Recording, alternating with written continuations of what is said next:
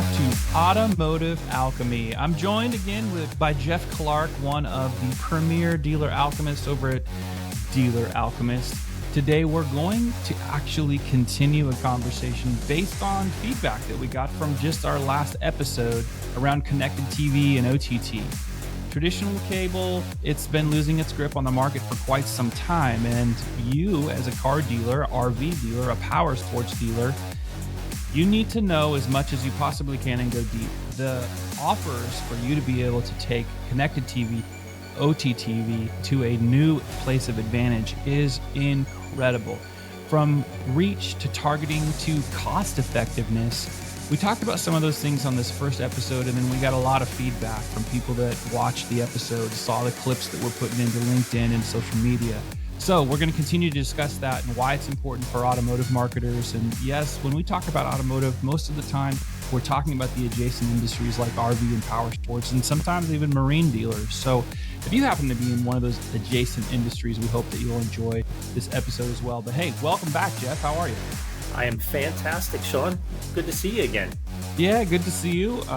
Really glad that we're talking about this after the first episode. There's just been a lot of feedback, and OTT and CTV has been a conversation for a couple of years, but it just seems like a groundswell now, a lot of momentum, and I think the curiosity level, and I'm not sure, maybe you'll speak to this as we get into the episode, but maybe it's, even getting through all the pandemic in the last handful of years has been a bit chaotic for everybody's personal lives and business lives, but it seems like right now where inventory levels are back for most brands, selling cars is once again not quite as easy as it was. So we're kind of going back to some of those fundamentals that the interest here, and probably it's timely on CTV, is seeming to kind of hit a peak. So I wanted to kind of start today with a little bit of the basics for people that are not quite as familiar on discussion points. And so for the audience, just know I'm going to try to get some things from Jeff today where we're going to talk a little bit about the shift into CTV, some of the advantages. We talked a little bit on the last episode about the OTT being over the top in CTV. Jeff will get into that a little bit, but I want to also get him to share a little bit on targeting capabilities. That's really important for dealers to understand.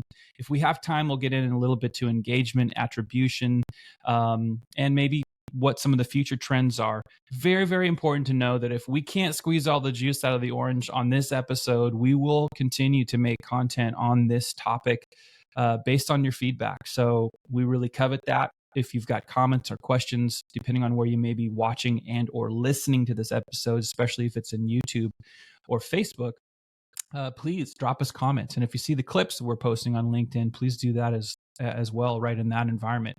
First thing, Jeff, after my little monologue to get us started, is I know, because I got this question after the first episode on OTT and CTV.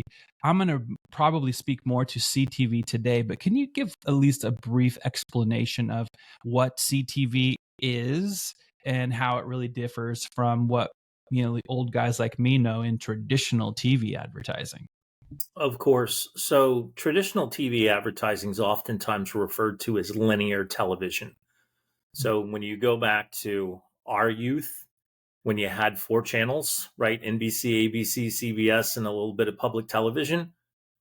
That's how people consumed things. And if you remember the good old fashioned TV guide, there was a program. It told you what day, what time, and what channel your favorite shows would be on. Mm-hmm. As things have evolved, as technology has accelerated, we developed something called OTT, which is simply over the top. And it's every other form of media consumption, be that a CTV, be that a digital device, streaming audio, or otherwise that you can connect with consumers. CTV is just the very television that hangs in your family room, in your living room, in your game room. But instead of consuming the cable side of it, you're consuming the streaming side of it. One of the things that's interesting to think about, in 2023, streaming became the number one way to consume television-based content. And that continues to increase at a very rapid pace. As a matter of fact, more than 90% of households today have a connected TV device. If you're to go to Walmart, Best Buy, or even Amazon to purchase a television, those televisions are coming pre-programmed with their own Fire TV or Roku or other systems. And really, it's become on demand. We're an on demand society. We do it with our television programming, we do it with music. So, really, CTV is the number one way that a consumer would actually ingest that content. It's very interesting, and I know from my own life. I cut the cord, as they say, several years ago. The most difficult part was actually giving up NFL Sunday ticket because my favorite team, it doesn't happen to reside in Texas, but Go it's Seahawks. yeah, goes so but very interesting because I think when you say that, I hope people understand. Like, I bought a travel trailer last summer. It came with the TV in it, and you just mentioned something that I recognized. It has the Amazon Fire system built into it. I see the Roku system built into it, and contextualizing what you're sharing, and tell me if I'm wrong, but those are the types of platforms where if you're a car dealer, you're like, hey, the person goes and connects that to the internet in their home, and all of a sudden now, instead of that being driven by a cable system that doesn't have the capability at all really to do this type of advertising, now it's connected online, which completely opens up this connected TV, over the top ability, very targeted messaging. Is that accurate? That's 100% accurate. And as a matter of fact, television manufacturers have partnered with these systems. So if you look at certain television manufacturers today, they're producing their TVs with these systems already installed in them. And really, today, the travel trailer is a prime example. You can't run a hard cable line to a travel trailer in the middle of nowhere. So how are you going to get your programming? You're going to get your programming through an internet connection. And more and more consumers today are accustomed to that. As a matter of fact, today's youth, they don't really know what cable is. They've never seen it. They don't understand it. They can't appreciate it. So we are in an on-demand society. What has really shifted as the dealer environment kind of gets back into, oh my God, we've got to sell cars now. They haven't adjusted. Most dealers just simply have not adjusted. They were tied into traditional agencies, and what I'm about to say to you is no knock on any traditional agency anywhere. But they're used to buying their prime flight times on the major networks and the major markets, and your larger dealers commanded that. It was true here in the greater metropolitan Washington, D.C. market, where the Coons Automotive Group commanded the evening news for Fox. They did. Every time you watch the Fox evening news at 10 o'clock or 11 o'clock, the Coons organization, which is an amazing organization, commanded that advertising spot. That has changed dramatically. So for mid to smaller size dealers, they can compete in that market.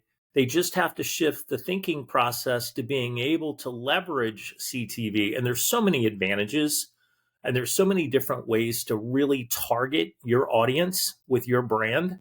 So it is forcing dealers today to go back to think about, well, how do I reinvest that money? Because when COVID hit, Sean, you know as well as anyone, dealers didn't have to advertise. There was such a shortage in inventory that they were selling cars at a premium.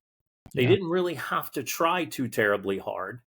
And now that things have shifted back and you're seeing higher inventory levels, now they've got to get back to the basics of selling cars. Well, how do you do that? You need to build a brand for yourself. Digital is a wonderful thing. You and I have both spent a couple of decades in digital. But what's really interesting now is that digital can only get you so far. There are so many people that are influenced by what they see on a CTV device or what they hear through streaming audio. And that's where automotive retailers today have the opportunity to get their message out there, whether it be in an evergreen ad or whether it be in a VIN-specific component, to market to that consumer about, we have the largest selection of trucks or sedans or convertibles or sports cars in our inventory. But imagine now having the power to deliver that to people who truly are interested, who are hand raisers, and who have expressed an interest in a vehicle whether it be a type of vehicle or a brand of vehicle. Before in linear television, you didn't have that. What you had was X number of million of people in a market at a particular time segment watching that channel. So your hope is through that reach of however many hundreds of thousands of individuals that happened to be, that a percentage of that audience was hopefully interested in a product or service you've had. So the game has changed. The ability to zero in, you and I are both baseball fans. We talked about this in our last segment. Think of CTV as sabermetrics, right? Think of looking at things in a way that before, a lot of baseball was done based on gut and feeling. And this young man has the ability to hit, 390 or 30 home runs and 30 stolen bases. With the advent of sabermetrics and looking at the analysis more and more, they can accurately predict the development of a player. CTV has really done the same thing. They've just done it in a multitude of verticals with a much more myopic look in how do we actually specifically target an audience. So it really is a wonderful platform for retailers today to leverage, and at a fraction of the cost of what linear television has been statistically over the last several years. Yeah, it's when I listen to you share all this information, it's clear to me that even the timeline of growth and the evolution of CTV, that also includes the timeline of the viewing behavior of consumers. And as you're talking through that, I'm just thinking like that is so significant as we grow and as technology continues to influence our lives very significantly. The way we used to watch and the way we would kind of consume that content on television even 10 years ago is so different. And when you consider a TV that's connected to the same Wi-Fi network, your online network that's giving you all that ability, and your phone is also connected to that. We talked about this a little bit on the previous episode, right? You have these abilities for these things to happen and be connected to each other. And now if I'm a car dealer and I'm thinking, wow, the Google game has changed as well. It's not just what you can do to rethink what you've done with advertising on televisions, which is huge, but it's also framing that in almost not competition, but in reality in terms of your budget of what's going to deliver the most realistic opportunities for you to sell and to increase profits in your business. And I guess the short version of what I'm trying to say is Google's made all kinds of different changes within their ad platform in the last, handful of years. But they also even just recently a big, huge leak that I'm sure they didn't want out there. It's all over LinkedIn. Rand Fishkin and all the Michael King and all these SEOs are talking about it. People are chopping this up. Sure.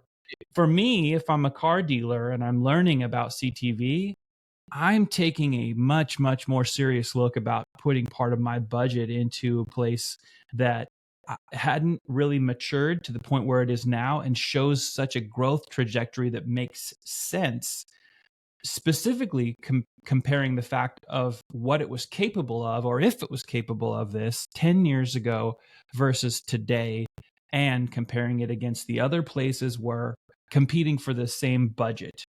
It's again, I guess that's my way of saying if you're a dealer of any of these verticals that we're talking about, I think there's never been a better time to consider the fact that all of these behavior changes and then differences within platforms and the capabilities of CTV, it's a very compelling reason to say, man, we really better figure out and understand it so you've got the knowledge and then do something with it. It just seems like it's almost at full-on no-brainer status. Absolutely. I don't know. But you mentioned something there towards the end, and I'm interested on this is on cost effectiveness and budget allocation as I kind of warm this up. CTV certainly is a much more effective way to target the people that you're trying to get your message to. How is it in comparison to maybe those old ways of buying blocks versus a more cost effective way, even though it's more valuable in today's market. Can you share a little bit more about that, or elaborate on maybe some of those advantages that exist there? Absolutely. So, using a variety of different signals and variables, every individual impression. So, think of it as an ad opportunity of a person that's currently streaming is Mm, actually assigned a value in almost near real time. If we can secure that impression at or below the value that's assigned to it, we bid on that impression. In the linear world, the buyer has to buy every impression in every ad spot, typically only constrained by the geography. So we mm, live today in what's called a VOD, a video on demand society. Think of the internet. What is the internet? It's an endless source, real time, on demand of any and multiple different levels of information you want. CTV is just an extension of that, just more visual in its content. So if I can now, as a retail automotive dealer, say, I only want to speak to an interested BMW buyer in a market. And as such, what do I want to show them? Well, having been a longtime BMW owner, it is it's an absolutely phenomenal vehicle, maybe one of the best engineered cars in the world. And if you've ever owned one, you truly begin to live the lifestyle of the ultimate driving machine. When you've owned a BMW, when you've driven one, it's unlike any other vehicle at the price point in the market. There's a lifestyle that goes with owning that vehicle. And when you begin to understand the educational background, the economic ability of that consumer, if they've been a previous owner, if they're a multi-time owner, if they're a lease buyer, if they're a coupe, a sedan, a convertible, a larger SUV, so many of these buying signals are so key for a brand. Just using BMW as an example, the same thing can be said of Mercedes or Toyota or any number of other brands. With the use of connected television, you have a plethora of information and data available to you to deliver content that is unique and specific to that individual consumer. Linear television cannot do that, has never been able to do that. mhm. And because today more than 90% of households have a connected device and that continues to grow, as an advertiser, that's really exciting. You mean to Mhm. tell me that I can tap back into a consumer? So, personal story, my last BMW was 2008. It's been quite a while. The brand's made major advancements. Now that I'm potentially back in the market to buy a BMW again, how wonderful for BMW, how wonderful for the local dealer to be able to get that content in front of someone who already highly rates the brand. But I Yeah. don't know the latest and greatest of what's happened, what the horsepower is, what the EPA is, what the costs are, what the options are. And I may not, just take it upon myself to go online and start looking at the vehicle. But if I've shown an interest, if I've clicked on an ad, if I've liked and commented on something, if I've shown that intent, how exciting for BMW, because now they can curate me as a consumer. And granted, it might take me a year to Mhm. finally get to the stage of, I love my truck. I'm going to keep my truck, but what BMW might I buy? So this is a perfect nurturing and proving ground for not just BMW, but for any brand to bring that mid 50s-year-old guy who has the income to be able to buy that next, dream vehicle. How do I curate that individual along the process? And it's looking for the signals, it's looking for the behavior, it's looking for all the different components. What better way as a manufacturer, a region, and more importantly, a retailer to be able to now nurture that buyer along? Because in the automotive industry, if someone raises their hand, we want them to buy immediately. And there's Mhm. nothing wrong with that. That's just not how people at certain stages of their life are going to purchase. And Yeah. that's one of the other really amazing things that we can do from a targeting perspective. So think of CTV and the fact that I can measure what we would call life events, right? And a life event can be graduated from college, got a new job, recently got married, about to have a child. My lease term is expiring, or I'm looking for leases. And do I have equity in the vehicle? And what's the age of the vehicle? And what's the behavior of the consumer? Where's the consumer been prior to us getting this engagement information? Have they been on a national third party, a cars.com, an auto trader, a car gurus, a Carfax, looking at values, looking at new and used versus certified pre-owned? Back in 2008, when I turned in my last BMW, there wasn't necessarily a large buy-in to a certified pre-owned program. Those were relatively new in the market, if you remember back in that day. Now, today, certified pre-owned oftentimes is a better way to purchase, not just economically, but from a warranty perspective, than possibly going and buying a new vehicle. And it certainly financially can make a lot of sense. So, Hmm. from a CTV perspective, from an engagement component, think of now the value of having this spreadsheet full of data to know what the economic status is, what the buying signals are, whether it's a coupe or a convertible, whether it's a sedan, whether it's all-wheel drive or rear-wheel drive. All of these things are incredible. And again, now you're giving consumers, while they're binge watching their favorite shows, that content at a time and a place when they've shown interest. It really is, it's unlike anything else from an advertising perspective that's available today. Yeah, the targeting and the precision is and has always been, I think, really of interest and very appealing to car dealers. Lots of businesses, but we talk about car dealers and the adjacent industries to automotive. Of course, BMW is a great example. If you're selling BMWs in the Dallas Fort Worth Metroplex, there are parts of the Dallas Fort Worth Metroplex, if you were to go to old school kind of TV programming, that you maybe don't want to spend the types of big bucks that they did back in the day. You Mhm. want to be a little bit more targeted and a little bit more precise, because there aren't a whole bunch of people driving BMWs up in Bonham, Texas, right? Or way out in like Sumner or some of these real more rural where there's ranchers and farmers. They're not driving BMWs around.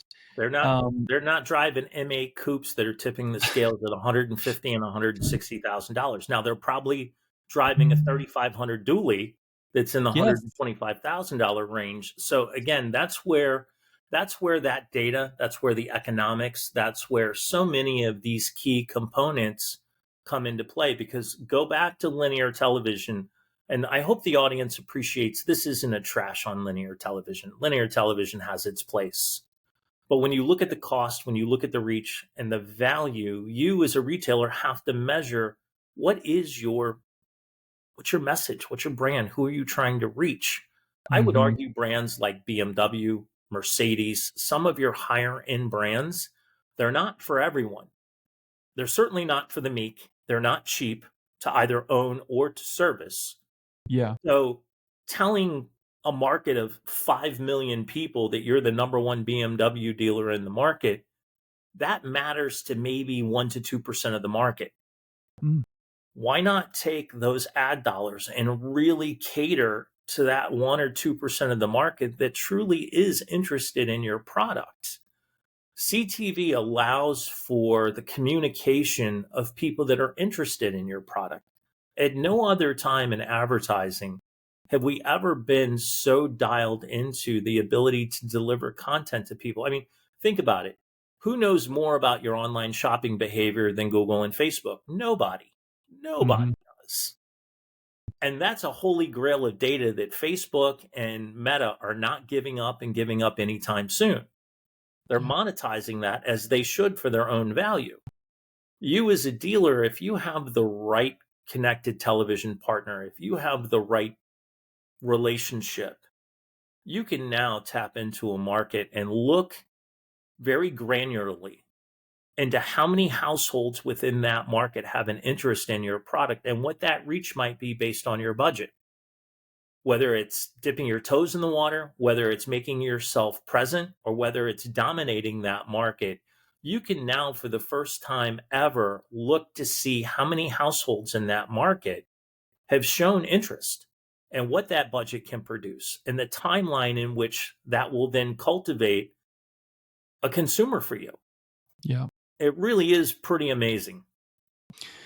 Yeah, I mean, as you talk through, targeting capabilities and how precise it can be and how that drives a different type of engagement from the consumer, it's like a slideshow in my own brain of my own experiences. And I think it's important for this audience to also have these contextualized real world stories. And so I want to share this, in as part of our conversation, because it's happened to me now countless times. In Texas, I live just outside of the DFW metroplex. It takes me 45 minutes to drive into Fort Worth. So I'm in the country, small town country.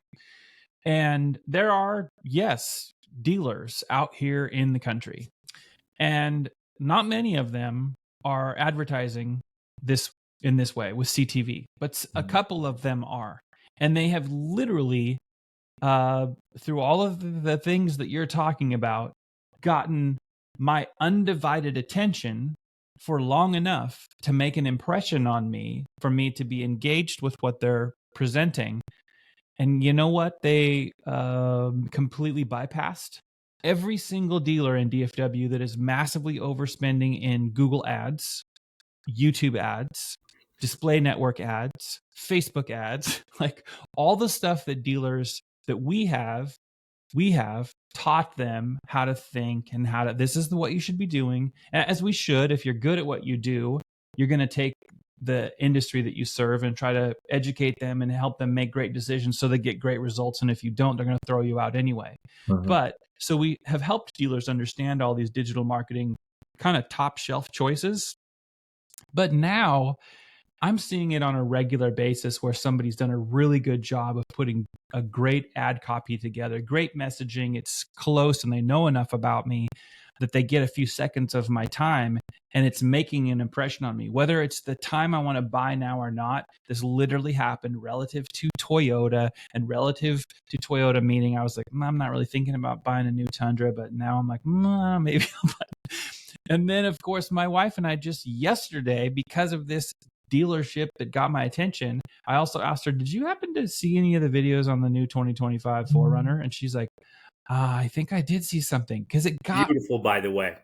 Oh, I know, it's amazing. Kudos to Toyota on that one. Yeah. So, but amazing how so much of where the spend goes, and for a lot of dealers, it's right there. And I think that's one of the things, just as an advocate, just the consultative nature of me, and I think you as well.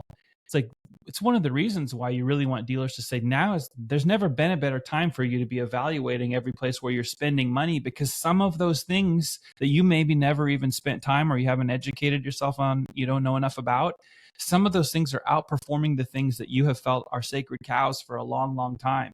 And some of those cows are going to get turned into hamburger more and more and more as we keep progressing, and other forms of media distribution and advertising are starting to show how valuable they are. I think that's a lot of this type of conversation. So just anyway, my brain firing off all kinds of interesting Sean, fireworks. you could not be more accurate.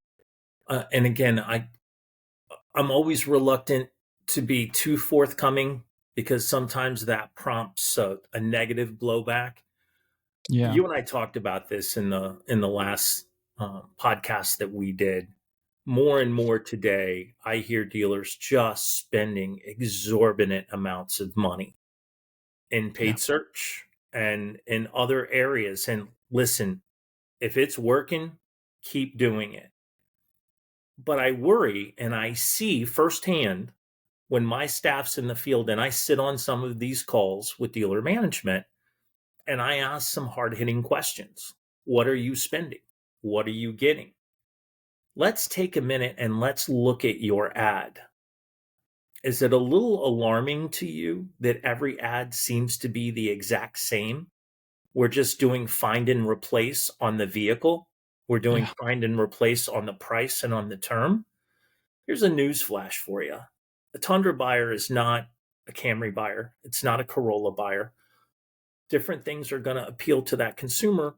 But before you even get there, did you capture their attention? Or did you funnel them through the cattle stall that every other advertiser out there tries to do? We're the Mhm. largest in the market. No one cares. Right. We've been in business for how long? I mean, how many times have you and I joked about some of the taglines that some of these dealers come up with? And that's Yeah. great. Everybody Yeah. wants a brand identity. There's Yep. nothing wrong with that. But creating a brand identity is a very expensive and Yep. oftentimes thankless game. Yeah. People want the vehicle they want with the equipment they want, and they want it quickly. And whether you're Yeah. delivering that to them in a paid search ad, a social ad, whether it doesn't matter what it is. But Mhm. if you can now take a paid search ad that then drives the interest and now triggers a CTV ad where they can see that particular trim level of a Tundra or of Mhm. the new upcoming Forerunner, Mhm. now you've done something with your money. Yep. But it's for every single vehicle you have in stock, not just your primary core brand. And it's Yeah. not just for the most popular vehicles you sell, but for all of the vehicles you sell. Yeah. That's what Yeah. hurts my heart sometimes as a digital retailer and as someone who's done this for as long as I have. There's so much of your business that just gets missed because it requires, well, gee, I got to write copy for that. And to do that, I have to do this. And with that, what do I do about this? You, as a retailer, that should not be your problem. That should be your advertiser's problem. So, are Mhm. they covering all of my brands? Are they covering all of my VINs, new, used, and certified pre owned? Are they focused on in transit? And are they delivering messages to me that are unique? I, Yeah. I, I recently, I recently held an informational seminar and we were talking websites. And you and I, coming from the background that we have, we might know a thing or two about websites. A little bit. And as I'm talking to the audience, one of the dealers said, well, pull up my website. I said, you sure? I said, because I might hurt a feeling or two. No, I want you to. I want you to. It's okay. So we pull up the site, and luckily it was a relatively small room, about a dozen people or so, because we were doing breakout sessions. And as I'm going through, I'm asking leading questions like, well, why is this on the homepage? Well, what do you mean? Why would you have the digital retailing tool right on the homepage? You think people come to your homepage and all of a sudden want to fill out a credit app? Why isn't that at the VDP or SRP level? Why are you peppering me with chat right now? I haven't gotten anywhere for us to chat anything about. Right.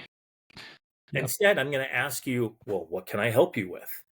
I don't know. Let me get there first and then maybe ask me that question. Yep. So there's so many bad practices that take place. But Sean, we're not asking the question back of how are we making changes to the industry? We're talking about just simply one aspect with CTV and OTT and streaming and the impact that that can have. We're still operating as if it's 1999 sometimes. And the thought process and in the methodology, buyers have changed. Yeah. We're very much in an Amazon Prime world today. We're asking some of the same redundant questions we asked 25 years ago instead of allowing the systems to tell us what the consumer's shopping for. One of the beautiful things about going to Amazon Prime is Amazon Prime will show you everything you ever bought from Amazon Prime. Yep. And you might like this product. It makes suggestive selling. So there's so many different things. And as you watch kind of how CTV is evolving, you're going to start to find that those very components of data and that information will be available to the advertiser. So the advertiser, once you've purchased that Tundra, can now start to provide you what? Sean, would you like a tonneau cover or a camper cover? Would you like a bed Or liner? a A lift lift kit. kit? Would you like wheels and tires? Would you like? So there is so much that is capable. But we as an industry are simply focused on the immediate gratification of selling someone a car. We're just not always listening to what they're saying. More importantly, we're not always fishing where the fish are, if Yeah. that makes sense. It totally makes sense. I mean, like, again, I oftentimes, as I'm hosting episodes and talking to subject matter experts, um, they're not topics that I'm unfamiliar with, but even my own knowledge goes deeper because it gets contextualized with what's going on in my own life and my knowledge of all of these things within digital marketing and digital advertising. And the reality is, I think this is only going to continue to become more and more obvious. The thousands of dollars that dealers, for me, that they are spending to get my attention about maybe moving me from the Tundra I'm in to a brand new Tundra or some other Toyota product. But let's just say because they know me well enough to know that I've been a Tundra guy for multiple Tundras. So it will make good sense that something terrible has to go wrong for me not to want another Tundra when I'm ready for a new truck. But thousands of dollars are being spent in the same old places, heavily on search engines, mostly Google. Maybe you're doing some Bing. Maybe you're doing some social media advertising. Thousands of dollars there. And then now there are some dealers, there needs to be a lot more, that are spending, yes, thousands of dollars to try to get the same attention that I have to give, either through the Google apparatus, which I'm not saying don't do that, but I'm saying right now in my own life, there are more impressions and more of my attention, my time in being attentive to what you're trying to put in front of me through people who are utilizing connected TV, CTV advertising campaigns when I'm not even in market. I'm not in market. I could be, though. And so they get me thinking about it. And this is the point I want to make here, because this is relative to even what I do in my business from a marketing perspective. I believe that CTV done right, so you're, like you were just talking about, it's not templated, like it's just find and replace garbage. Like, you're making good copy and good content, and then you're using CTV as a delivery methodology. That type of advertising is what people remember even when they're not in market, because at any given time it's only a few percent of the market that's actually ready to buy or actively looking. So if it's 98% of the market isn't looking, which is me right now, but you put a seed in my brain, you planted a point of value with me that all of the thousands of dollars that your dealership spent in Google didn't do. You got an impression. That's no achievement. It's a very little to no value, but it's being sold to them that way. And one of the things, I know we're running out of time for this episode, but I want to say for dealers, as you consume all this information and you're thinking about it, you need to think about what's behind. Not, again, that Google's not a good thing. It should be part of your mix, but should you focus and recalibrate the measure of all of these things? And should something, if you have a budget to just add it, then just add it. But if you've got to make some adjustments, today there's not the same huge initiative behind pushing something that dealers still consider new and they don't know enough about, OTT, CTV, like there is of the monstrosity that is Google. You should be doing VLAs. You should do, cars for sale in your Google business profile. Yes, yes, and yes.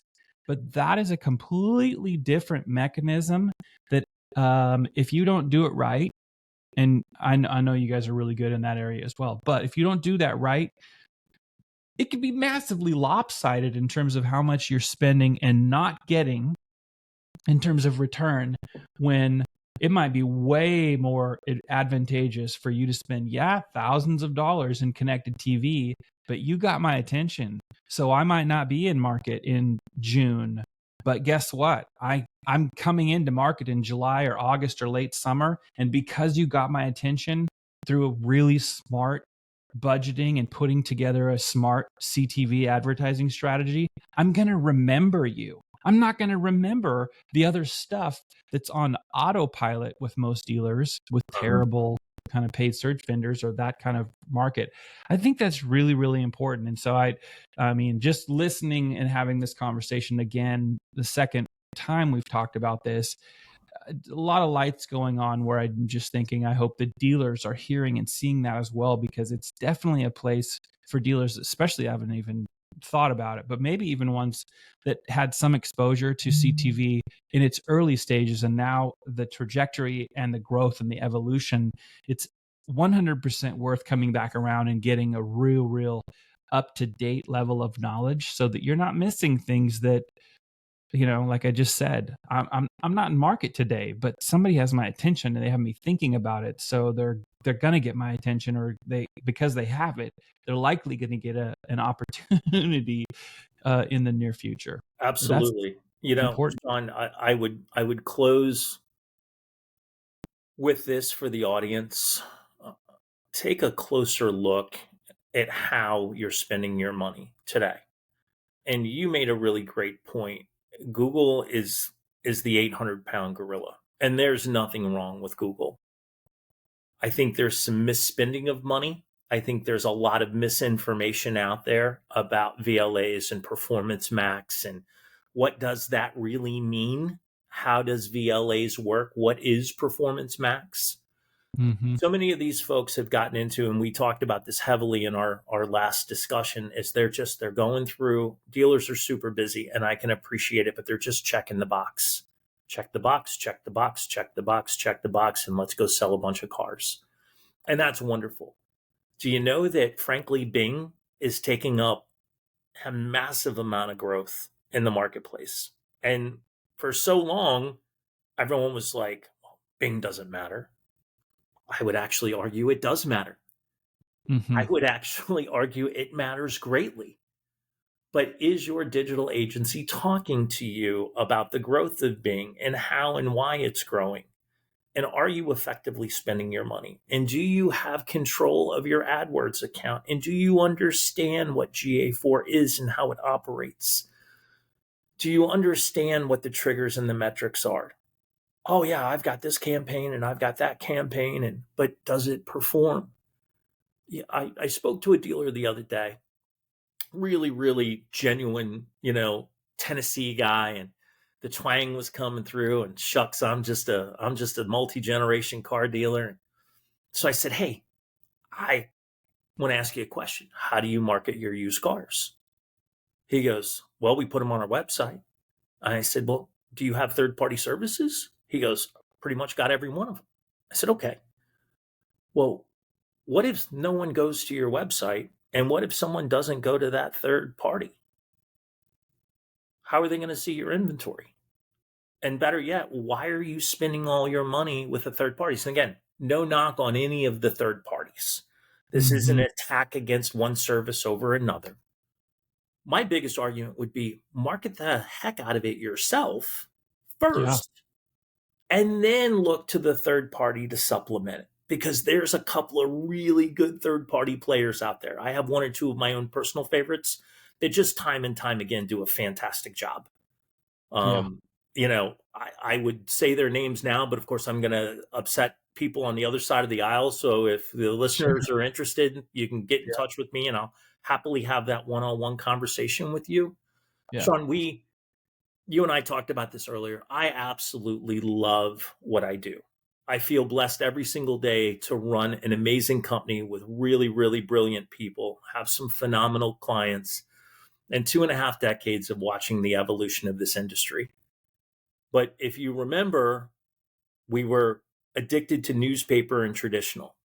And then we got really crazy. We got into third party leads. And then from third party leads, we started getting into websites. And then we got into paid search. And then we got into all these other things.